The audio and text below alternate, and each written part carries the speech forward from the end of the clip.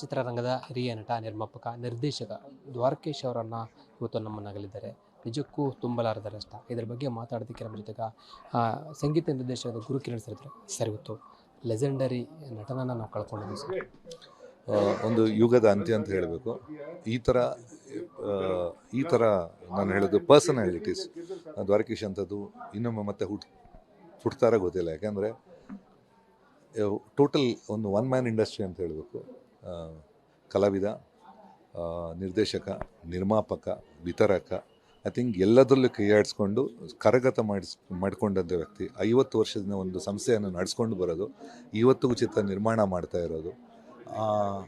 ಬಂದರೂ ಅಷ್ಟೇ, ಹೋದರೂ ಅಷ್ಟೇ, ಆ ಛಲ ಬೀಳದೆ ಮತ್ತೆ ಮತ್ತೆ ಮಾಡ್ತಾ ಇರೋದು. ಅದಂದರೆ ಒಂದು ಕೆಲಸ ಥರ ಮಾಡ್ತಾಯಿದ್ರು, ಒಂದು ತಪಸ್ ಥರ ಮಾಡ್ತಾಯಿದ್ರು. ಇಲ್ಲ ಇದರಲ್ಲಿ ಬಂದಿಲ್ಲ, ಬೇಡ ನಾನು ದೂರ ಉಳಿತೀನಿ, ಅದೆಲ್ಲ ಮಾಡೇ ಇಲ್ಲ. ಕಂಟಿನ್ಯೂಸ್ ಮಾಡ್ತಾನೆ ಇದ್ರು. ಆ ಧೈರ್ಯಕ್ಕೆ ನಿಜ ಹೇಳ್ತೀನಿ, ಯಾರೂ ಮೆಚ್ಚಬೇಕು. ಆಮೇಲೆ ಇಂಡಸ್ಟ್ರಿಗೆ ತುಂಬಲಾದ ಅಷ್ಟ ಅಂದರೆ ಇಂಡಸ್ಟ್ರಿಗೆ ಇವರು ನಾನು ಹೇಳ್ಬೇಕಂದ್ರೆ ಒಂದು ಐಕನ್ ಥರ. ನಾವೆಲ್ಲ ದ್ವಾರಕೀಶ್ ನೋಡಿಕೊಂಡೇ ಬೆಳೆದವರು. ಆಮೇಲೆ ಯಾರು ಅಷ್ಟೇ ಸೋತರು ಗೆದ್ದರು ಇವರನ್ನು ನೋಡಿದ್ರೆ ಎಲ್ಲ ಮರ್ತು ಬಿಡ್ತಾರೆ. ಸೊ ಅಂಥ ಒಂದು personality, I think it's A huge loss ಅಂತಲೇ ಹೇಳ್ಬೋದು. ಬಟ್ ಜೀವನದಲ್ಲಿ ಸಾರ್ಥಕತೆ ಇದೆ. ಅವರು ಸಾಧನೆ ಅಷ್ಟು ಮಾಡ್ಕೊಂಡು ಹೋಗಿದ್ದಾರೆ, ಅದು ಯಾರು ಬೇರೆಯವ್ರು ಮಾಡೋಕ್ಕೂ ಆಗಲ್ಲ. ಈಗ ಅವರ ನಿರ್ದೇಶನದ ಚಿತ್ರಗಳಲ್ಲಿ ತಮ್ಮ ಸಂಗೀತ ಸಂಯೋಜನೆ ಕೂಡ ಇತ್ತು. ಅದರಲ್ಲೂ ಆಪ್ತ ಅಂತ ಸಿನಿಮಾಗಳನ್ನು ಮರೆಯೋದಕ್ಕೆ ಸಾಲೋದಿಲ್ಲ. ಸಂಗೀತ ಒಲವಿನ ಬಗ್ಗೆ ಅವರು ಹೇಗೆ ಹೇಳ್ತಿದ್ರು ಸರ್?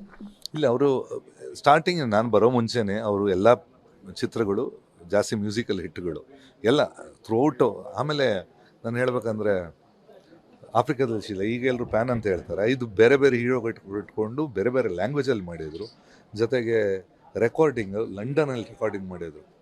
ಅದು ಇಂಟರ್ನ್ಯಾಷನಲ್ ಆರ್ಟಿಸ್ಟ್ ಇಟ್ಕೊಂಡು, ಅಲ್ಲಿ ಇಂಟರ್ನ್ಯಾಷನಲ್ ಮ್ಯೂಸಿಷಿಯನ್ಸ್ ಇಟ್ಕೊಂಡು ಅಲ್ಲಿ ಹೋಗಿ ರೆಕಾರ್ಡ್ ಮಾಡಿ. ಐ ಥಿಂಕ್ ಕನ್ನಡಕ್ಕೆ ಅಲ್ಲ, ಇಂಡಿಯಾಕ್ಕೆ ಇನಿಷಿಯಲಿ ಫಸ್ಟ್ ಸೆಕೆಂಡ್ ಆ ಟೈಮ್ ಬಿಡ್ಡು ಕುರ್ಬಾನಿ ಎಲ್ಲ ಮಾಡಿದರು.